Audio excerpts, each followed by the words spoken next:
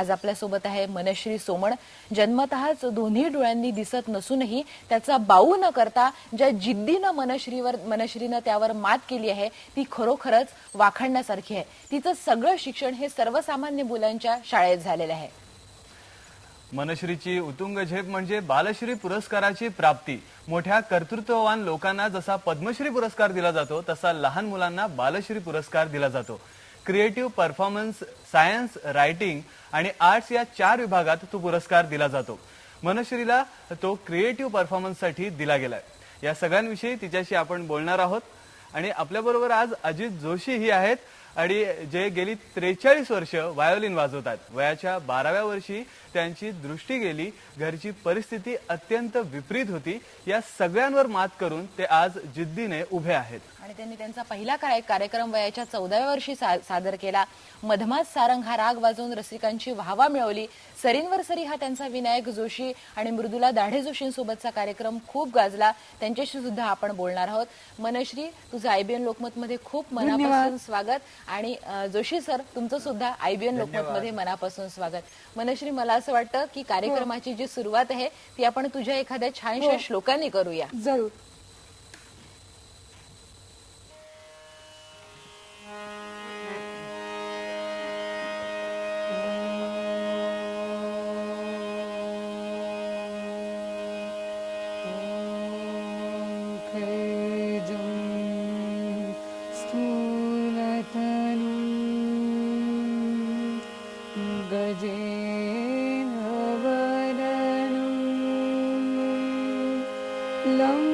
लंबोदरं सुंदरं प्रसन्नमद गन्धलुब्धमधुपा गालोदगन्धस्थलं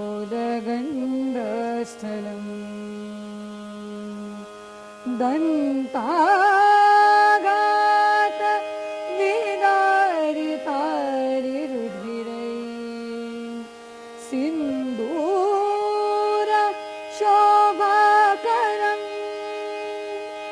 वंदे शैलसुतासुतं गणपतिं सिद्धिप्रदं कामदं सिद्धिप्रदं कामदं सिद्धिप्रदं कामदं. वाह, सर्व कलांची अधिदेवता गणपती त्यांच्या श्लोकांनी ही सुरुवात झालेली आहे कार्यक्रमाची. निश्चितच अजित सर, मला तुम्हाला पहिल्यांदा विचारावं असं वाटेल की वयाच्या 12व्या वर्षी जेव्हा दृष्टी गेली त्यावेळेस ही जे ज्याला म्हणता येईल की कसं तुम्ही स्वीकारलं आणि आज इथपर्यंत तुम्ही पोहोचला आहात अतिशय विपरीत परिस्थितीत, म्हणजे केवळ दृष्टीहीनता नाहीच तर घरची सुद्धा अत्यंत विपरीत परिस्थिती होती, त्याच्यावर मात करून तुम्ही इथपर्यंत पोहोचला आहात. नमस्कार श्रोते हो. माझे वयाच्या 12व्या वर्षी डोळे गेले खरे, परंतु माझे आजोबा घरी होते आणि त्यांनी मला एका संतांचं चरित्र वाचून दाखवलं, गोंदवलेकर महाराज म्हणून. आणि त्या चरित्राच्या प्रेरणेमुळे मी हे सगळं करू शकलो. कारण त्याच्यामध्ये की प्रत्येक माणसाला काही ना काही अडचणी दुःख हे असतंच, परंतु त्याच्यावर मात करण्याची जी ताकद दिली ती मला त्यांनी दिलेली आहे.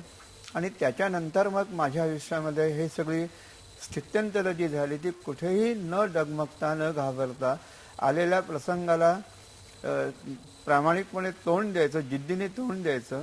आणि नंतर मग मी व्हायोलिन या क्षेत्रात शिरलो आणि व्हायोलिन वाजवायला सुरुवात केली. गेली 43 वर्ष तुम्ही व्हायोलिन वाजवताय, तर हे कोणाकडनं प्रेरणा मिळाली की व्हायोलिन शिकावं? व्हायोलिनचा किस्सा असा झाला, मी त्यावेळेला लहान होतो, मला संगीतातलं विशेष काही कळत नव्हतं आणि गंमत म्हणजे मला संगीताची तेवढी विशेष आवडही नव्हती. मला मुळामध्ये चित्रकलेची आवड होती आणि माझा संगीताशी काही तेवढा संबंध नव्हता. माझ्या वडिलांच्या ओळखीचे एक गृहस्थ होते, कमलाकर दाते म्हणून, तर त्यांची ते नेहमी भेट होत असे. त्यामुळे आले, माझ्या मुलाला दिसत नाहीये, तू जरा व्हायोलिन शिकवशील का माझ्या मुलाला? हो म्हणे, चालेल की, त्याला पाठवा माझ्याकडे. म्हणजे व्हायोलिन शिकण्याचा निर्णय माझ्या वडिलांचा आहे, माझा नाहीच आहे. व्हायलिन शिकण्याचा निर्णय त्यांच्या वडिलांचा आहे. आणि मला इथे आवर्जून सगळ्या दर्शकांना सांगावं असं वाटतं की 11व्या वर्षी त्यांनी त्यांच्या आईचं पोर्ट्रेट बनवलं होतं. शाडूच्या मूर्ती गणपतीच्या ते बनवत, मातीच्या मूर्ती सुद्धा ते बनवत असत.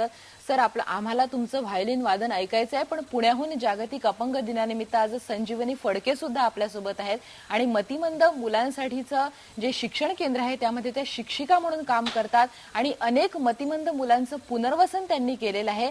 त्यांच्याशी आपल्याला त्यांच्या कामाबद्दल बोलायचं आहे. मनश्री आपल्यासोबत आहे आणि मनश्रीच्या अनुभवांविषयी, तिला जो बालश्री पुरस्कार मिळाला राष्ट्रीय स्तरावरचा, त्याविषयी आपल्याला बोलायचं आहे. पण त्याआधी घेऊयात एक ब्रेक. पहा फक्त IBN लोकमत.